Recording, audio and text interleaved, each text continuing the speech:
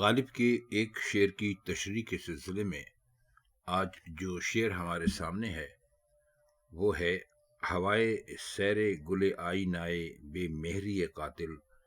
کے انداز بخوں غلطی دنے بسمل پسند آیا۔ اس میں آپ کو جو الفاظ مشکل لگ سکتے ہیں وہ ہم عرض کر دیتے ہیں، لیکن اس سے پہلے ہم آپ کو یہ بتلاتے چلیں کہ ہم تقریباً پورا دیوان غالب یہاں اس چینل پر اپلوڈ کر چکے ہیں، اور اس میں ہم تقریباً ہر غزل کے مشکل الفاظ کے معنی بھی بتلا چکے ہیں۔ تو آپ چاہیں تو وہاں سے یہ مکمل غزل بھی دیکھ سکتے ہیں اور سن سکتے ہیں،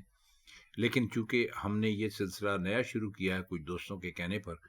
تو اس لیے ہم یہاں پر ایک کوئی مشہور شعر لیتے ہیں اور اس کے اوپر یہاں پر بات ہوتی ہے۔ سیر گل کا مطلب ہوتا ہے باغ میں جانا، گھومنا پھرنا، چمن میں گھومنا۔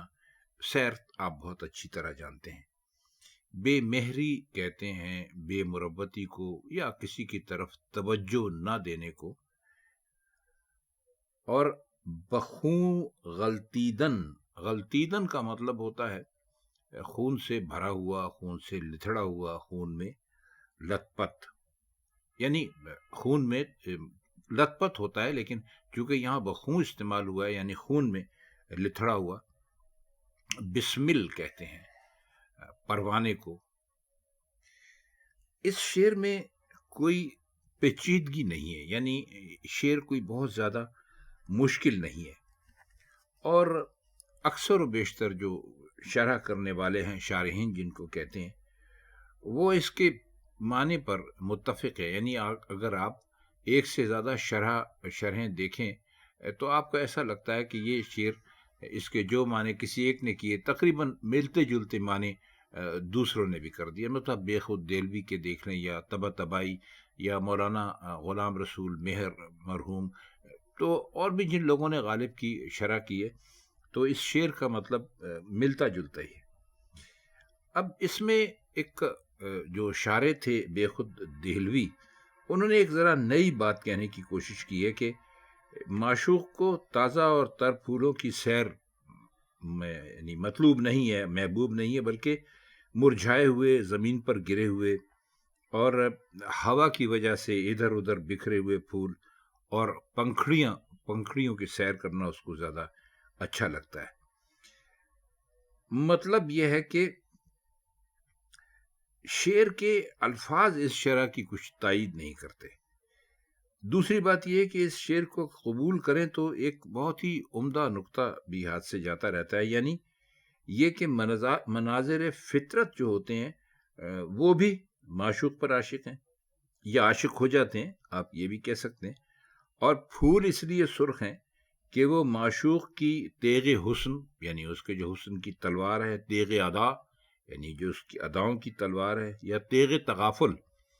یعنی یہ بھی تو ایک طرح کی تلوار ہی ہوتی ہے نا، کہ جب عاشق کو معشوق کسی قسم کی توجہ نہ دے تو وہ اس سے بھی زخمی ہو جاتا ہے۔ اور دوسری بات یہ ہے کہ سرخ پھول جو ہیں وہ خود ہی علامت ہیں زخمی عاشقوں کی، کیونکہ جب زخم لگتا ہے تو لال رنگ کا خون نکلتا ہے، سرخ رنگ کا خون نکلتا ہے، تو پھول بھی سرخ رنگ کے ہوتے ہیں۔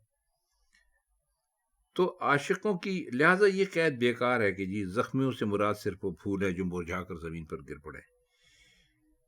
ایک اس میں نیا نقطہ ہو سکتا ہے شمس الرحمن فاروقی صاحب مرحوم کے مطابق، جس کی طرف وہ کہتے ہیں کہ اور لوگوں کی نظر نہیں گئی،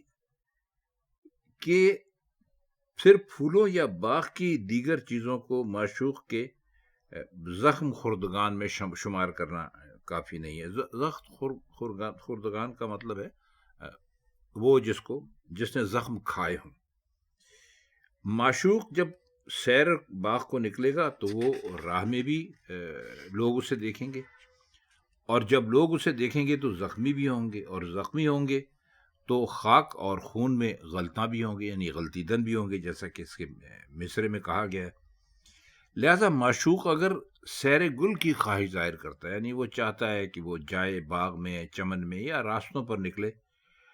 تو یہ محض بہانہ ہے باہر نکلنے کا، کہ باہر نکلوں گا تو لوگ میرے جلوے سے زخمی ہو کر خاک میں رچڑیں گے، خون میں نہائیں گے، اور یہ منظر محبوب کو یا معشوق کو بہت اچھا لگتا ہے۔ یہ معنی اس لیے ممکن ہو سکیں کہ شعر میں انداز بخوں غلطیدہ نے بسمل کا ذکر ہے، یہ مخصوصاً نہیں ہے، یعنی انہوں نے یہ نہیں کہا کہ پھول معشوق کی تیغ سے زخمی ہیں اور معشوق ان کے نظارہ زخمداری کا لطف اٹھانا چاہتا ہے۔ اس کے برخلاف شعر میں بسمل کا ذکر ہے، یعنی کوئی بھی شخص یا ذات جسے معشوق نے براہ راست بسمل کیا ہو،